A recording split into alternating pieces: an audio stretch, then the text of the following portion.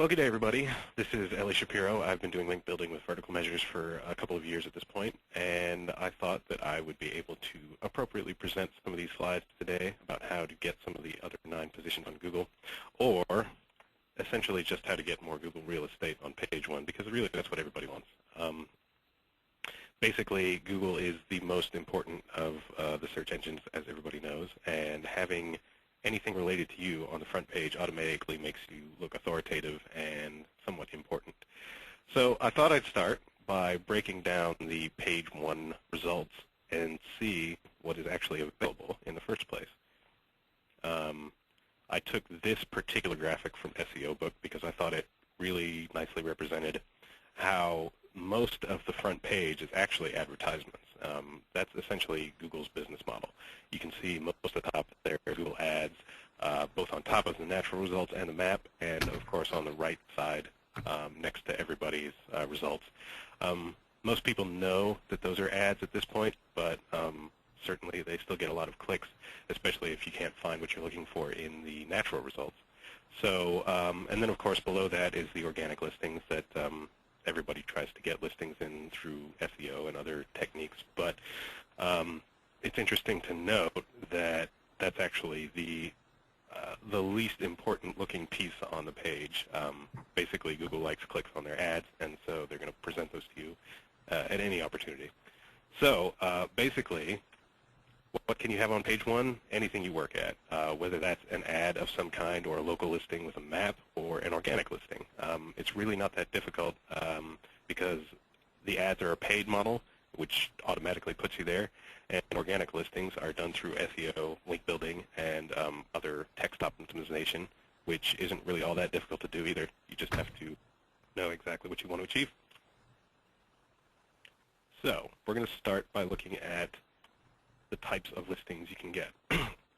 Generally, when somebody says a Google listing, they're referring to the natural results, but not everybody necessarily knows that.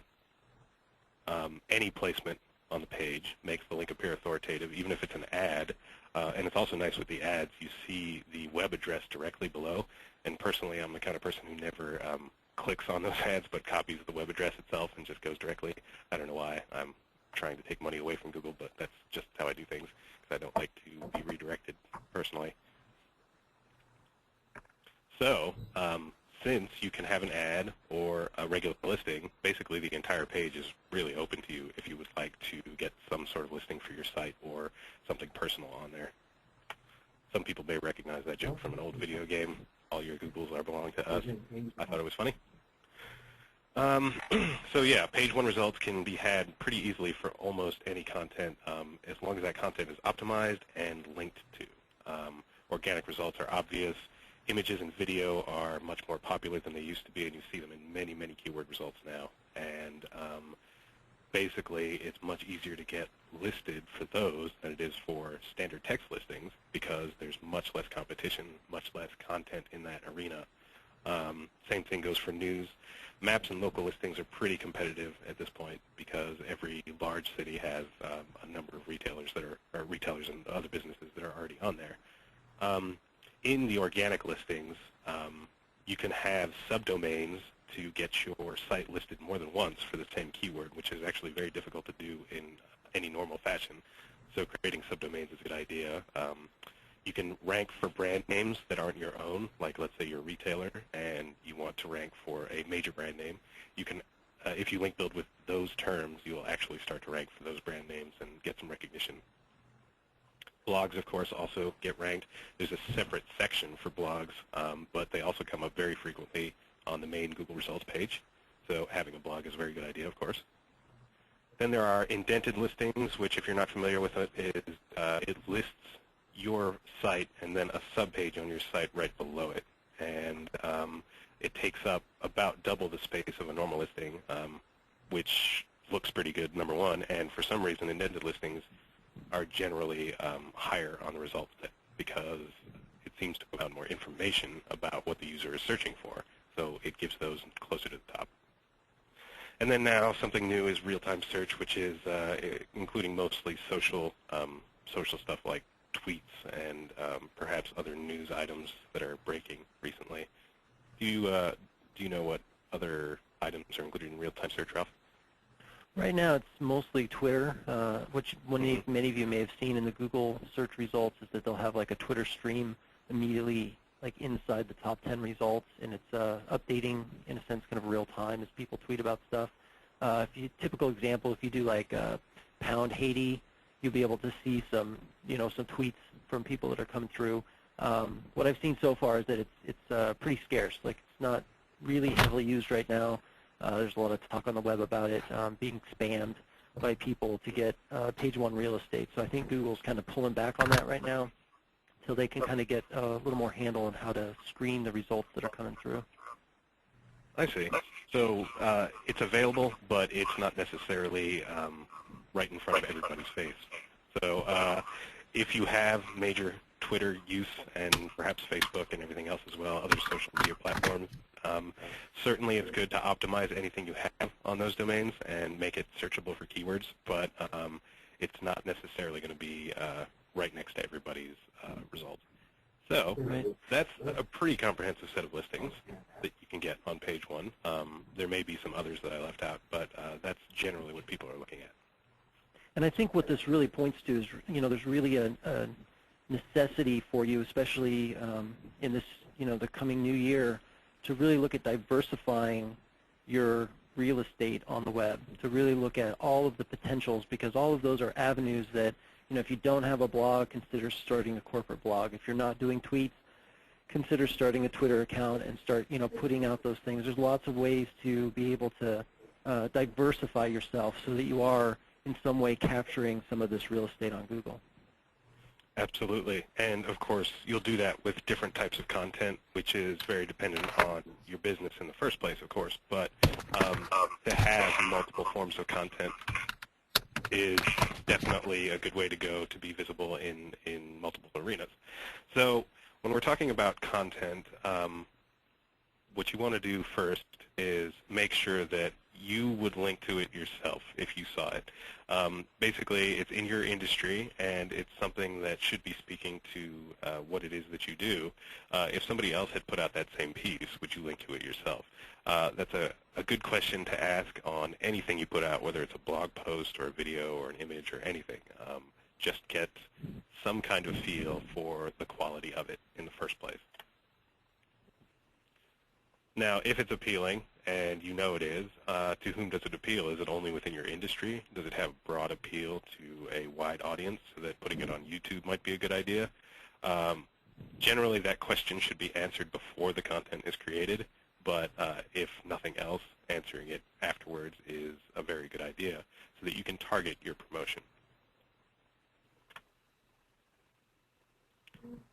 And in general, a lot of people decide to place content on their own site, especially if it's just plain text. They'll put articles and blog posts and everything else on their own site.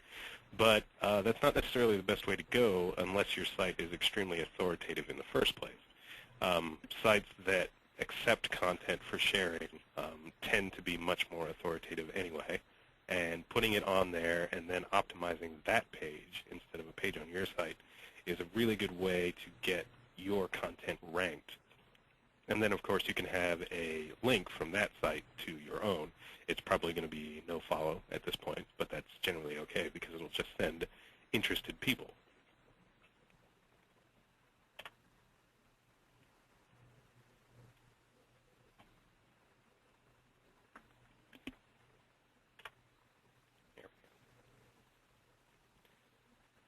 And that's, of course, what I just said. Domains that have a lot of natural authority really do allow content to be posted to them. In fact, that seems to be one of the basic ways that people create popular websites at this point, is to allow user interaction, allow a community of some kind. And by taking advantage of that, by placing your content there and promoting it on that site instead of your own, or a combination of the two, that's a really good way to get your content in front of any people who are searching for the keyword that you're trying to rank for. And just to give you an idea of how we're using this, I don't think it's any big surprise or shock to people. Like, we're going to be releasing the slides for this presentation as well as a recording on it on Vimeo. We have a Vimeo channel. So the way that we're using this, just to give you kind of concept. Like, we're doing this for our own business, and this is kind of how we're doing it. We put out this webinar. We promoted it on Twitter, on Facebook, through letting specific people in our industry know about it. They perhaps did a blog post about it or mentioned it in their Twitter stream or their Facebook pages. So we're kind of we're doing that for our own business, and then this itself, this webinar, is content, which again we feel is going to be worthy of people's attention because it's something that they're interested in. It's giving them valuable information, things that are going to help them run their business. Then we're going to post it to our Vimeo account. We may post it to our YouTube account. We're then going to take that video, embed it into our blog, do a blog post about it. We may even tweet that out when it goes out. So there's all sorts of ways that you can start to use all of these channels in synergy together to help promote your business and really provide a service for people while you're promoting your business. And ideally, that's the way it should be. People should be seeing this content as a service and a value to them. Absolutely, and of course, to have your content out there in any form is always good, but then to promote it correctly, as Ralph was talking about, is almost as important, so that it gets in front of the right eyes at the right time for the right keyword search, for example. So anyway, content should be good. That's the bottom line. Content is king. Everybody knows that at this point, but it's a lot harder to produce quality content in certain industries than in others.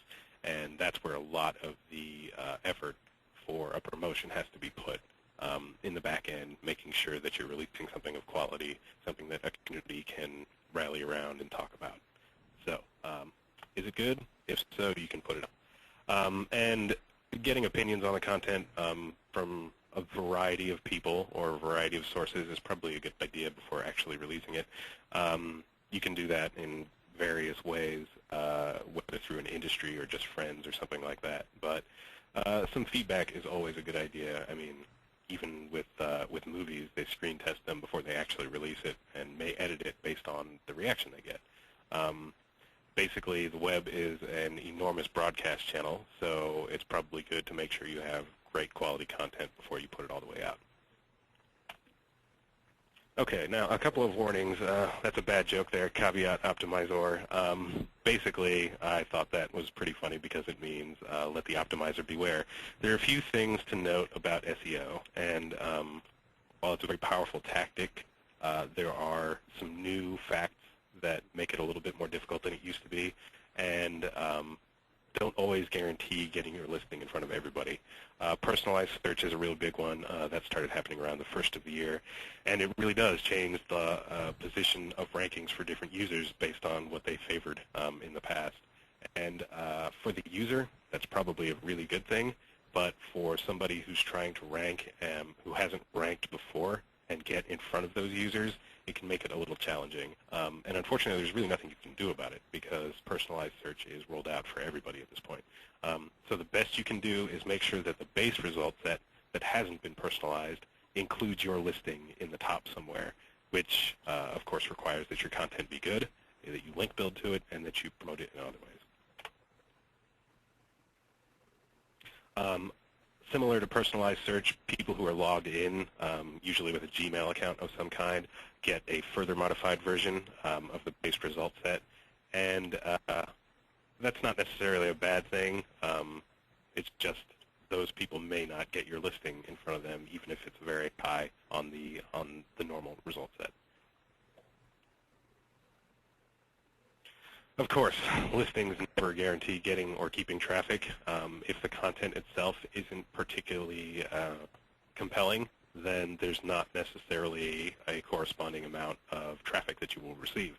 And even if you get the traffic in the first place, if that content isn't good enough to keep people, they'll go away and probably won't tell anybody about it, and you won't get the so-called viral buzz that everybody's looking for these days, where their listing is found easily and it's easy to show to other people and share, and that creates buzz in the community. Listings by themselves don't do that. It's the content that the listing goes to that does that. So, of course, make sure your content is great. I'm going to say that probably 100 more times before the webinar is over. I've noticed this. This is probably just speculation, but Google appears to like having lots and lots of different domains in a particular result set. So if you have one site that you're optimizing for a bunch of related keywords, the likelihood is that you'll get only one listing unless you do things like indented listings or have subdomains for further listings in that same result set. So beware of that, and don't be disappointed if you can only get one listing on the front page, because that's really what generally happens.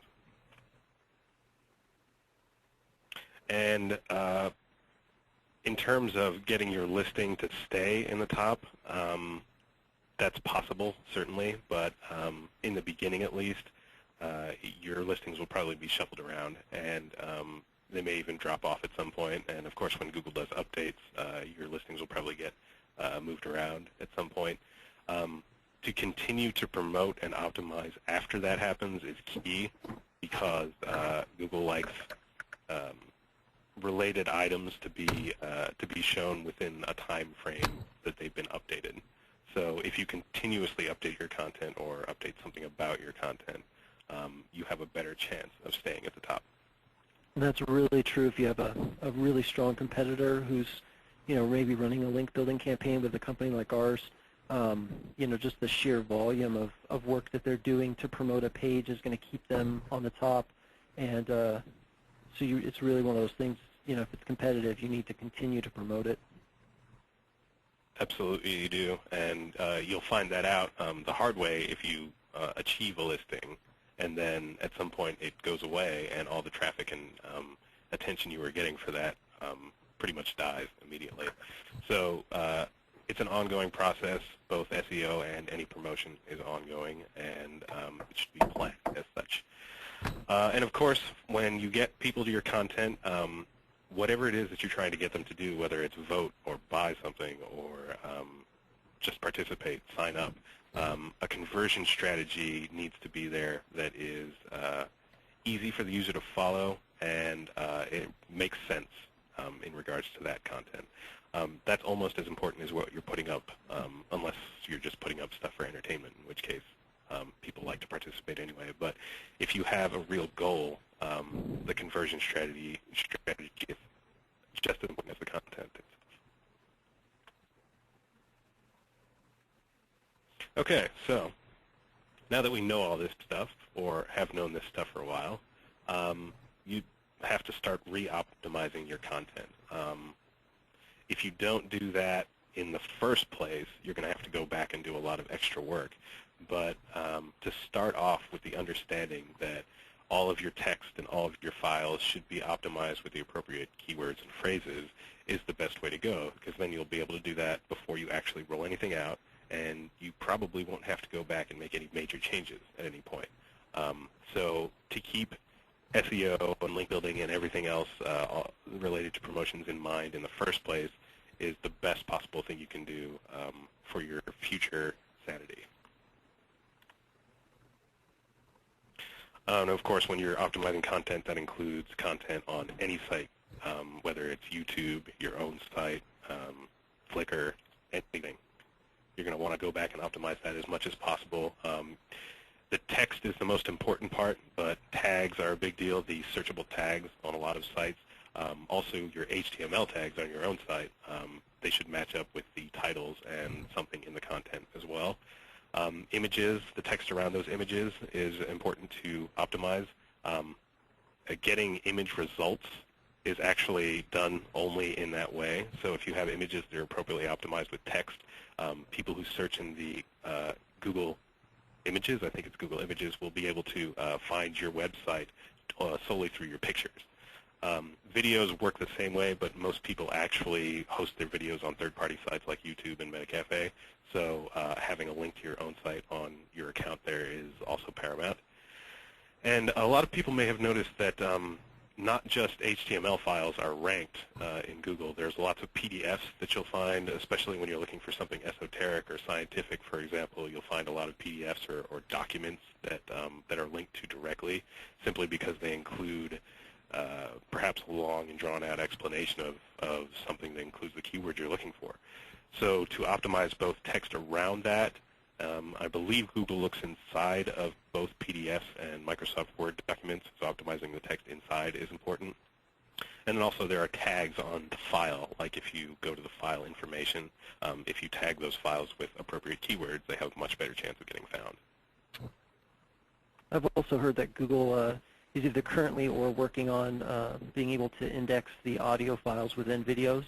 So, if you're doing video creation, you might want to even start considering utilizing keyword aspects within the content of the video itself, within the audio. Always a good idea.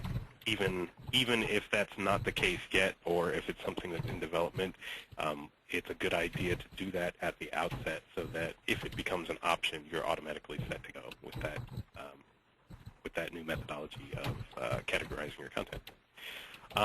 But as imagery and stuff like that is still almost 100% text SEO around that content, that multimedia. So that's a very important piece to focus on, is to have your descriptions of whatever image or video that you put online to include the keywords that you want that video to be found for. If you have any control over whether that is put in the title tag of the page, that is great. You definitely want to do that. But basically, at this point, text SEO is really the name of the game. Supposedly, that's going to change soon, but I've heard that for years. So just kind of play it by ear with that. So it's true, and we see really good results with our clients when we utilize just exactly what Ellie was saying: the text, the tags, the images, the alt tags, all those things. You can optimize a video page on YouTube and get it to rank for a top 10 phrase, doing those things along with link building, and it can be immensely powerful. That's right. And in that same vein, a lot of professionals, especially people who work for themselves and have a website, like to be found for their name and to have their name connected to the rest of their content, their professional portfolio, as it were. So if you would like to, that's certainly an option. You can link your accounts on any business social sites like LinkedIn to all of your other content. I know a lot of people don't like to do that. I'm among them because I don't like to mix the two. And certainly that's okay. You can find other ways of getting links and connecting your content to keywords. But to do it with your personal profiles is a pretty good way to go if you'd like to do it that way. Of course, it's everybody's choice.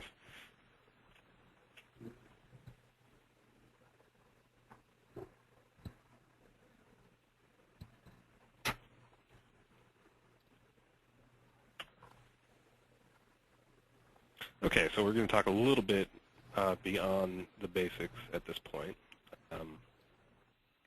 Indented listings are a little bit harder to get than regular listings, but if you want one, all you have to do is create the conditions needed for Google to list you that way. As far as I know, and this is strictly from memory, linking the two pages that you want to be indented together and making sure that they have similar keywords in multiple locations is the best way to do that. I'm certain I've seen multiple blog posts on the topic before, so if you'd like to search on how to create an indented listing, I'm sure you'll get content about that and probably lots of good advice on different blogs and other SEOs who put that information out there. But basically, if you want that listing, you're going to have to create those conditions, otherwise you'll never get one. Don't trust to hope.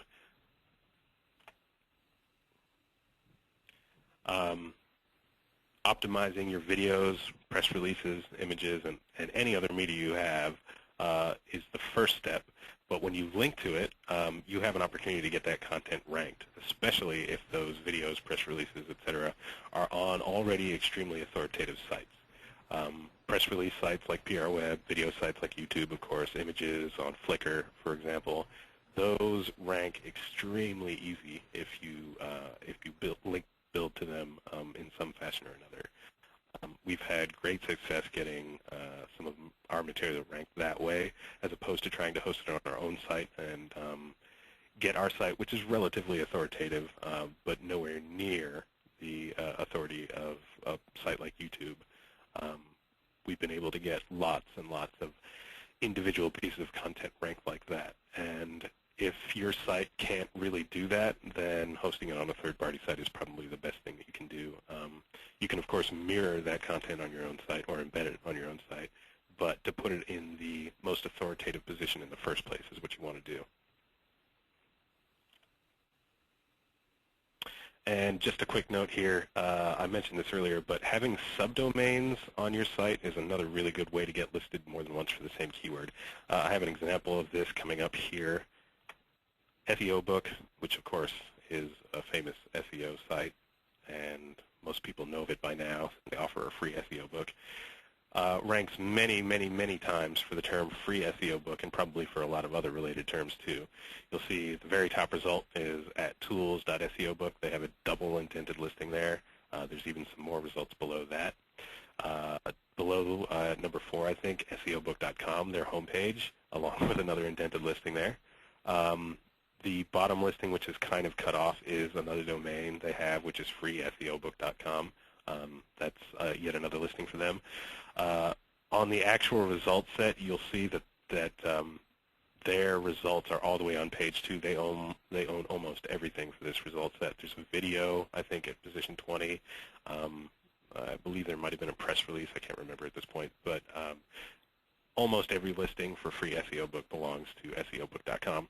And you'll also notice on the side in the advertisements that they have another listing right there with the URL that I would copy and paste, but you can get directly to by clicking on that sponsored link. So basically, Aaron Wall, who is the proprietor of SEO Book, owns this keyword. And anybody searching for a free SEO book, which I believe is searched for relatively often, will find about 1,000 searches a month. Yeah, exactly. So they're going to find Aaron Wall, not just once, but many, many times. And the likelihood is that they will click on something that has to do with that and most likely download that free SEO book. Okay, let's talk for a second about local and map search.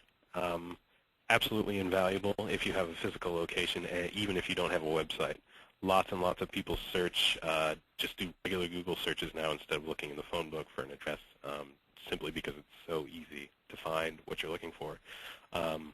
So if you submit yourself to local search and make sure that you have a map listing, the chances are that you'll be found for your related keywords, even without a website. But if you do have a website, it's great because most of the time those results are near the top. You'll see for local-based searches where somebody puts in a city, the map almost always appears at the very top, if not very close to the top. And there are listings right next to the map which include direct links to your website if you put one in there. So that can be incredibly powerful for just about any business, but specifically for businesses that want to target mobile users or GPS-enabled users. That's pretty much the only way they're going to find you is through either a third party or most likely a Google search with their location being enabled. That's how they're going to find you. So if you have a mobile users as a target, you have to submit your site to Google Local and Maps. And we've written a lot of articles on this on our blog, so if you haven't checked out our blog yet, and you're interested in this type of information, there's a lot of little, tips and tricks that we have provided on our blog and various posts on how to help get yourself to show up in those local search and those maps and things like that. It's also a service that we provide. That's right, and it's a little bit easier to get listed there than in the natural results, like I mentioned, but first you got to submit yourself, so definitely do that as a top priority. Okay, let's talk about a few of the other listings you can get, the outer limits of the search, so to speak. Oh, wow, that was a bad animation. You're going to want to complement your keyword phrase results with pay-per-click ads like we just saw with SEO Book if you possibly can. It just gives you more recognizability, and since they include your domain right below the ad, people will get used to associating your website with that key phrase in their own mind. Most people probably won't click on the PPC ad, but they will, oh, that's not true. Some people certainly will click on the PPC ad, but most people looking for SEO will probably click on your other listings, but still find you everywhere if you have some pay-per-click ads. And that's true even if you own real estate on the page, just like Ellie was saying with the SEO book. Even though they own that page and all that real estate, they're still running pay-per-click ads, and it's that one more indication that when people see you in all of those spots, it's like instant recognition, instant credibility. Not only that, but there are certain users who, for whatever reason, decide to click almost exclusively on ads, especially if they're searching for something to buy. So you'll get that group of users. Some people don't know that those aren't organic search listings, and that's simply where they click on the results. So that's a good way to reach those users too. Real-time search, you can get listed there. Like Ralph said in the beginning, it seems to have died down a little bit. There's supposed to be a lot of buzz about that earlier in the year. But certainly news results and even tweets for certain keywords are much easier to rank for than normal keyword phrases in the organic listing. So if you have any content that relates to news or other real-time endeavors, getting it in the search results is going to be a little bit easier than just getting your site in there. And there's a lot more players in real-time search than just Google. If any of you have looked at real-time search, again, we've written a lot of articles about it on our blog. There's places like Topsy and TweetMeme and places like that are considered kind of up-and-comers in the real-time search arena, and those places can certainly drive a lot of traffic to your site if if you get enough retweets from a particular topic for them to put you on their homepage. Kind of almost like Dig or Reddit or any of those. There's these social media type of sites that are can drive traffic to your site in a viral way. That's right. Use the authority that's already provided to you with a free account, no less. So really good places to get your own content if you possibly can. Universal search, including video, audio, images, and even shopping results, and of course maps and local, which is kind of shopping results at the same time. Those are all separate sections on Google. Like you can go to a specific video search or a specific images search or audio search, but since they also show up on the home page, basically you want only the top results in those individual pages. So monitor your results on the Google video search or the Google image search or shopping search, but always make sure to check the main result set to make sure that if there is a universal search component for that keyword, that you're being included. And if you're not yet, then continuing to optimize specifically for that content will give you a better chance of being included in the main universal search result set instead of just on the subpages for video, images, etc.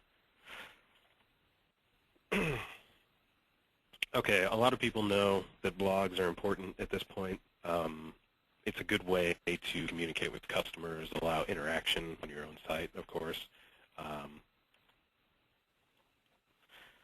The issue with blogging that most people have is that past the first post or two, they have a really hard time coming up with something to blog about.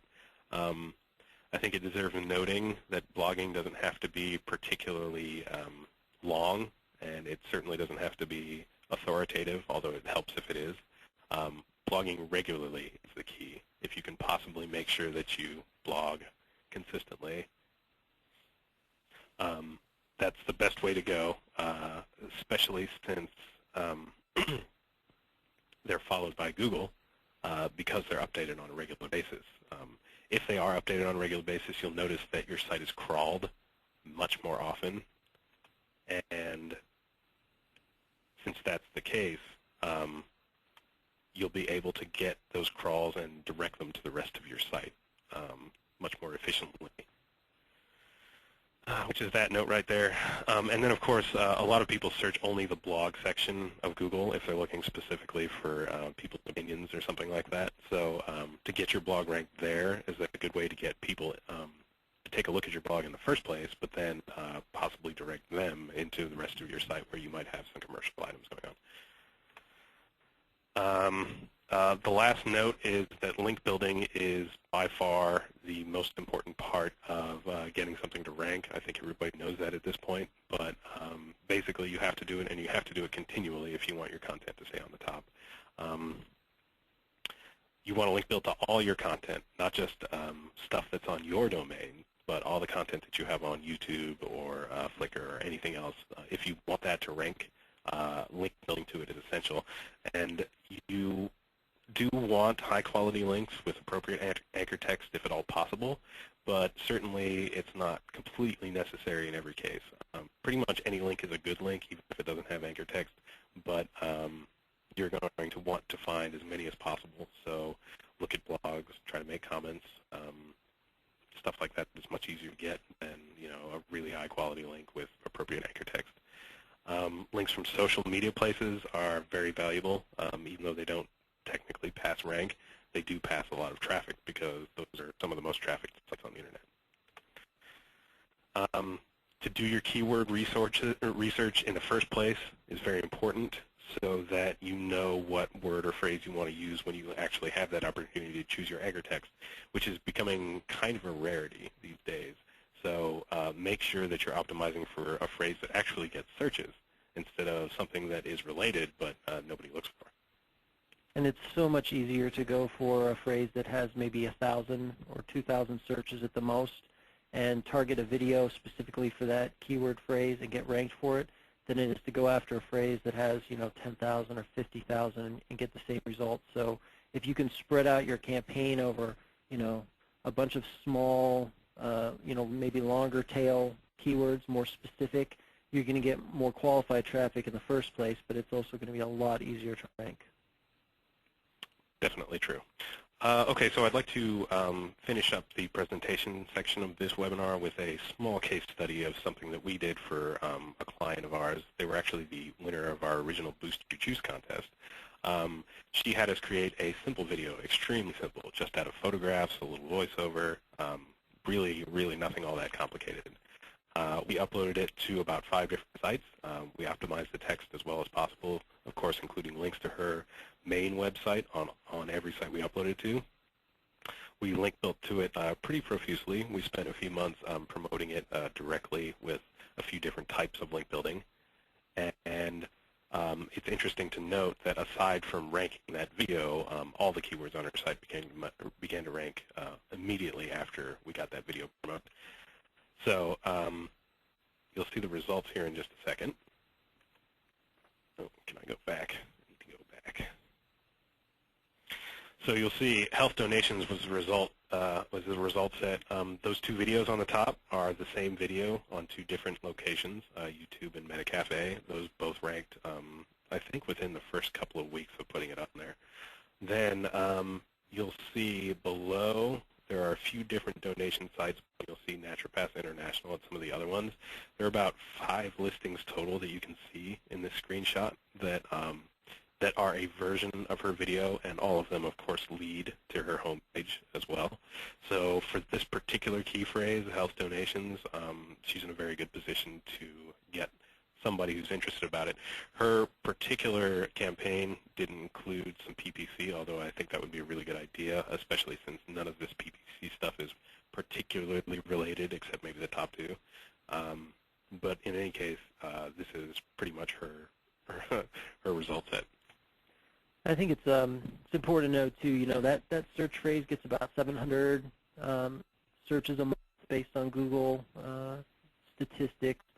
And a really interesting thing happened with this video is that, in a sense, it kind of almost went a little bit viral in terms of like people sharing it, and that's why I think a lot of those results actually went up. Like the TV1world.net, we didn't even submit it to that site. Like a user of that site actually like went and embedded it into that site, and we found like the same with like VodPod and a couple of the other ones. Like actual users of those sites saw the video and then took their own initiative to go ahead and publish it, because she has, in my opinion, a very link-worthy content because of the work that she's doing. I mean, it's amazing work in terms of just the sheer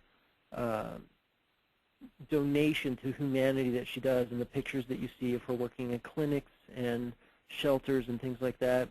It's very compelling material for people to want to share and kind of help you out. So be thinking about those types of things and how you can do that with your business as well. Absolutely. To connect emotionally with your audience is probably the best possible thing you can do, and of course her content is related to that very easily, but I think with a little work, just about anything can probably evoke similar responses from a lot of users. Cool. So that wraps up the webinar, and we will be taking questions. So if you have questions that you haven't entered in, I'm going to go back. We've had a few questions here, so I'll take a look at them and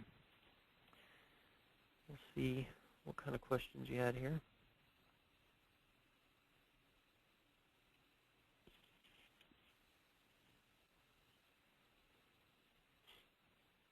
All right, so I got one here. It says, can you speak more in detail about how to build links?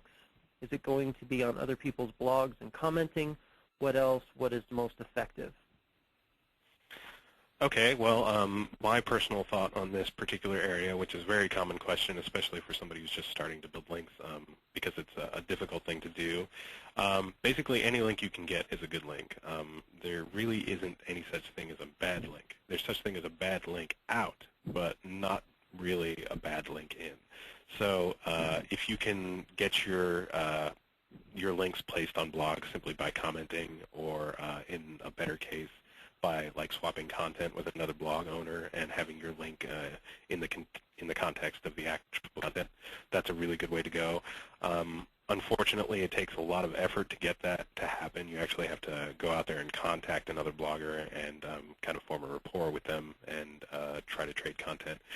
But link building in the first place can be done very well with commenting, not only on blogs, but a lot of very high authority sites allow you to comment on certain articles. Newspaper sites and magazine sites are really good places to go for that because they have content related to just about everything.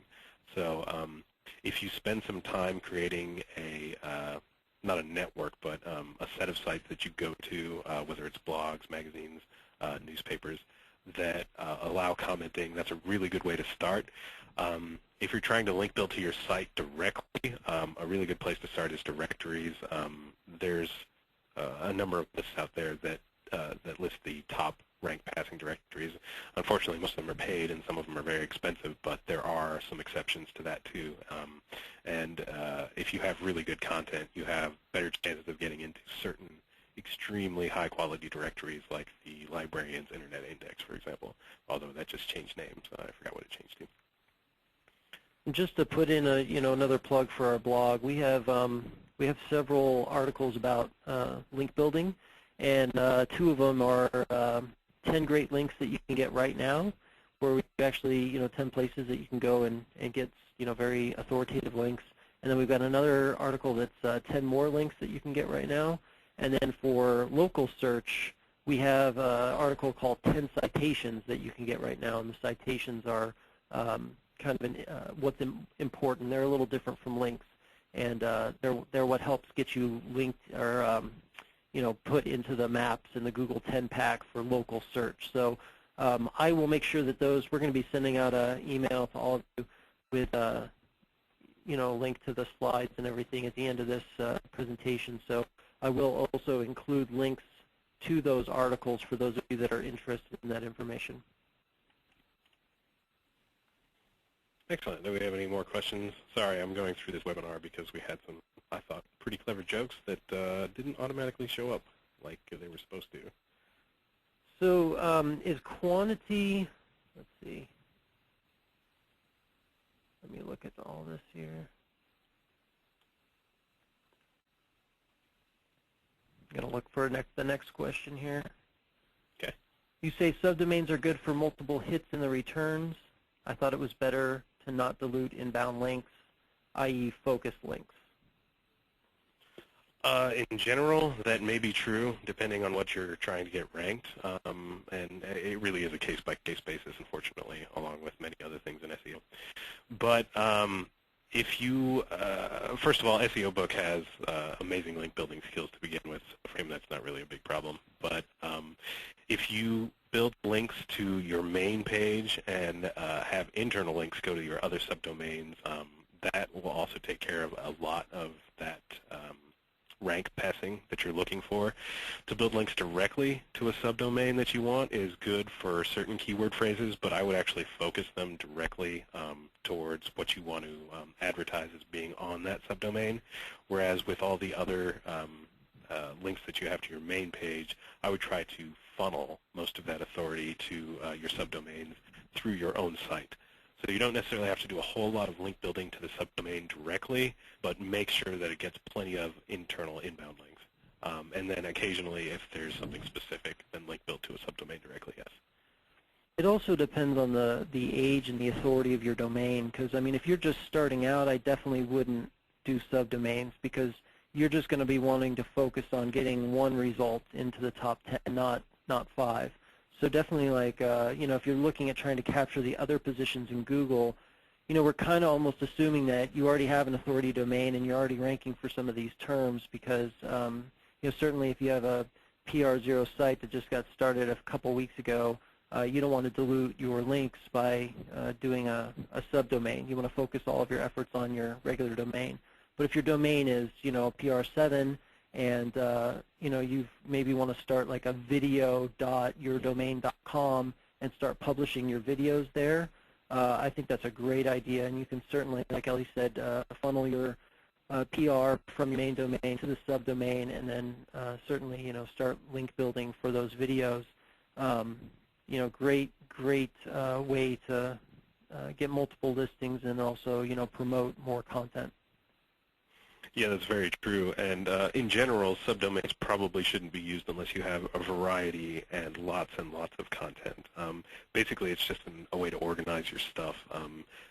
Instead of folders that are subfolders to your main domain, it's prefixed with certain types of content like tools or video or images or whatever it is that you're building to. So unless you have a lot of content in the first place, it's probably not the best idea to start a subdomain unless you really need to segregate certain pieces of your content.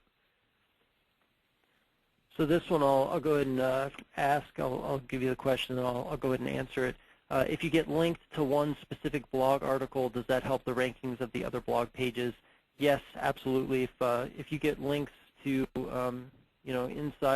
inner pages of your website, it affects the rankings of your entire site, the PR of the site. So it's definitely a good thing to get links to those individual articles. Could you name 3 free press release sites with high page rank you use most often? Free? I'm not sure about free. I don't know about free. Most of the time they're fairly expensive. Depends on the package that you're giving. We use PR Web a lot. It's a really good one. You can look at some other options for kind of niche type releases if you want, but certainly if you wanted to get some publicity and you wanted to get spread around, you're going to end up paying some money for it, because in order for it to syndicate to major news channels, you end up paying a fair fee for that. Do you have anything to add to that, Ellie? Yeah, I mean, it's unfortunate, but you kind of get what you pay for in this arena, and larger companies just have more authority, and they usually charge for their services. So if you are putting out a press release and you think it's a good press release with good content that might be interesting, it's really worth it to pay for that promotion anyway. It's just something you want to do. I agree. Pitch Engine is one free service that you can use, and it only keeps the press release up for a month. So I mean, keep in mind, it's like one of those things, like Ellie said, like you really you get what you pay for, because it's not going to stay up and the link doesn't maintain. Another one is Social Media Release. You could check that one out, and I think that one's free. What's your opinion on owning multiple sites inside the same niche and their ability to rank on the first page result set? I actually really like that idea personally. I do too. Yeah, I think a lot of people do. Basically, when you create your own network of sites, you have a lot more link power than you do with just one site. You'll see lots of companies, specifically publishing, I've noticed, that they link to all their magazines from both the main publisher's page and from all the individual magazines. It's just a really, really good way to create a web within your own content. And if any of your sites have authority, it will be passed to those other sites and will be worked around in the rest of your network. So definitely a good idea. It's a little more expensive, obviously, to do that, and definitely much harder because you need, with 2 sites, you need about double the content. With 3, you need about triple the content. So it's not the easiest thing to do, but if you do have multiple sites, interlinking them as much as possible is a very good idea, yes. Yeah, and it's important, like Ellie was saying, like the content quality is the most important thing. So if you don't have one strong domain, focus on making that one domain strong before you start a second domain. But I mean, certainly, if you have an authoritative site, there's nothing wrong with starting a a secondary site that's either a blog or specialty site that focuses on the videos in your field, or multiple ways you can do it. You saw that with the SEO book. They had the free SEObook.com page, which is actually about their product, the free SEO book, and it ranks for specific terms. So there's definitely ways that you can utilize that to your advantage. The thing you don't want to do is put out low-quality content, because you start a secondary site with low-quality content, it's not going to rank for anything. It's not going to provide any value for anyone, your users or yourself. That's very true. And you'll also see that reflected in the traffic if you create another site simply so that you can use links from it to promote your other sites. You'll see that the traffic from that particular place is almost nothing over a period of time, whereas the site that has the good content is where people go. It's just it's the fact of life. If you have a business website that tends to have content that is fairly static, do you think an RSS feed from your blog would improve SEO for the website? If you have static content, the RSS feed isn't going to be updating, so I'd say no on that. I'd say the better strategy to do would be to continue adding new content to your blog. And if you're running a blog on any kind of platform like WordPress or TypePad, it's going to have an RSS feed almost automatically, and most blogs do, most blogging platforms do.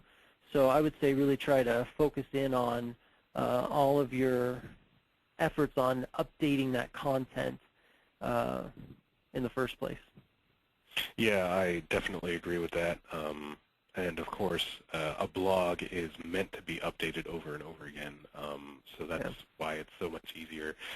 And of course, with an RSS feed, that broadcasts all updates. So it's good to have updated content as much as possible, even if you're not broadcasting it. But a blog is an ideal way to do that. RSS feeds also allow you, there's lots of sites out there that will allow you to plug in your RSS feed and automatically pull back the last 5 pieces or the last 10 pieces. I've seen this a lot with social media sites. Certainly with Facebook, I have my Facebook page and I've got my blog feed right on there, so that anybody that comes to my Facebook page, they see like the last 5 results from my blog. So it's definitely a way that you can drive traffic. A lot of those links are no-follow, so the SEO value is questionable, but certainly traffic is just as important. So. Definitely. Do we have any more questions? Yeah, are some links more valuable than others? Absolutely. Yeah, definitely. All links are good generally, but if you're trying to rank in Google, it's unfortunate, but you should still be looking a little bit at PageRank. If you happen to use tools like SEO Moz, for example, their Moz rank is a very good indicator I found. I actually use it as the tiebreaker when PageRank is identical on a couple of sites, and we're trying to get Google rankings. But the best value possible link is a do-follow link that has anchor text, and the anchor text specifically that you want to rank for. That is the most valuable link, and pretty much what you want to try to make every link that you get. That's not possible, but if at all available, choose your anchor text, link to the appropriate page to. Linking to an internal page might be a better idea than just the home page, especially if it contains the keyword that you're trying to rank for. But yeah, there's a definite range of link quality, and you'll get very used to it if you link build at all. You'll find your no-follow links are much, much easier to get, whereas your do-follow links with anchor text are either incredibly expensive in one way or another, or just impossible for you to get on certain domains. But keep trying, and you will get those links, especially if you have good content related to that. Right. Along those lines, they asked, is quantity of links better than quality? I would say it depends on the situation. It's one of those things. I'd certainly like to say that quality is absolutely important. I mean, I would much rather have one high quality link than a lot of low quality links. But at the same time, as a link builder, I've certainly seen pages rank with just a few what I would consider like low to middle range quality links, or even commenting on other people's blogs, and have that pitch up the search engine ranking on that video or that piece of content that we were promoting. So just it depends, but I definitely think that there's a place for all of those. Right, I agree with that, and I think that quantity of links becomes much more important with very competitive keyword phrases where everybody who's ranking already has a ton of links, probably high quality for that particular phrase. For less competitive phrases, quality is probably better to go after. Like if you see a bunch of seemingly unrelated or only semi-related results to a key phrase that you want to rank for, then looking for quality is probably a better idea instead of quantity. But if you're going in a competitive area, then you're going to want as many as possible. And of course as good as possible, but that depends on your link building skill. Yeah. Somebody did ask about our services. We do provide content creation, link building, social media services. So if you're interested in those, you can check out our website. Next one says, should we post videos on our site or on YouTube? I'd say both. Should definitely take advantage of those high authority domains. I mean, we've seen Vimeo is immensely powerful. We post something to Vimeo and it'll start to rank almost immediately just because of the power of the domain, and then we take and embed that into our own site. That's true. MetaCafe is actually another really powerful video site that seems to rank much more often than some of the smaller third-party ones. There is a note on video hosting. If you host it on your own site and you're not embedding it from another video sharing site like YouTube, you actually have to have special software on your server to do that. And in a certain way, that's actually much better for SEO because you have more control over the peripheral information around that video. But it's also a much, much longer and more time-consuming process. For most people creating business videos or sales videos, YouTube or something like that is definitely the way to go instead of dealing with the hassle and expense of video hosting software. Okay. Got a couple more. For those of you that want to hang in, we'll go ahead and answer them for you.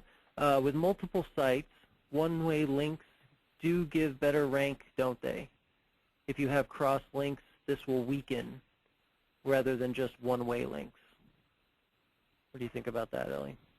Could you read that again? Sorry, I didn't quite get that. With multiple sites, because we were talking about like subdomains and multiple sites, one-way links, do one-way links give better rank? Yes. Yeah. I suppose. That would be my best guess, yeah. I would agree with that. Like if you had one domain that had a high authority, generally you could pass that authority down to the other sites if you wanted to, or if you wanted to prop up the domain you have, then you could link from your smaller domains to the hub site. So it just depends on what your goal is and where you want to try and target and focus your energies. A lot of people will do like a hub site. So they'll do their main site and then have all of their subdomains pointing in at that, but not link out from that site, which gives all the authority to the main site, to the hub site. Right, or if they want to link out from the main authority site in some way, but not from their home page to take a lot of that authority away, there are sub-pages they can create that have less authority, perhaps like an About Us page or something like that, where they link out to their other sites, their network from there instead of the home page where it would be taking some of that authority away from the main site. And cross-links will, in some cases, weaken it, so it's kind of like almost like reciprocal linking between your own sites, so generally I probably wouldn't do that too much. Unless you have like a very powerful network, which you've probably seen some of them around.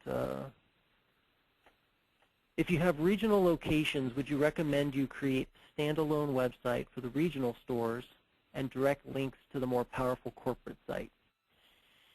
Yeah, that's an interesting question. I was actually researching something similar last night with a corporate entity that exists here in Phoenix, and I was trying to see if I could get them to come up in local search for Phoenix listings, and then local search for another city, for example. And interestingly enough, they all went to different websites, and they rank incredibly highly for all of the keywords that are related. So it's not an impossibility, but have that many sites in the first place, like regional sites for locations or something like that, that requires a lot of effort. If somebody was asking if they should go in that direction, I would say probably not. But if they already have those resources to begin with and lots of content on all those sites, then I would say that's probably a really good idea. A lot of resources involved with that, because again, each website is like its own campaign. So you have to consider that when you're thinking about subdomains or multiple domains. Really ask yourself, like, is our primary domain strong enough to support that, or should we really just spend most of our time, focusing on that? Yes, we will be posting this, and we'll send it out in our into the email for you guys.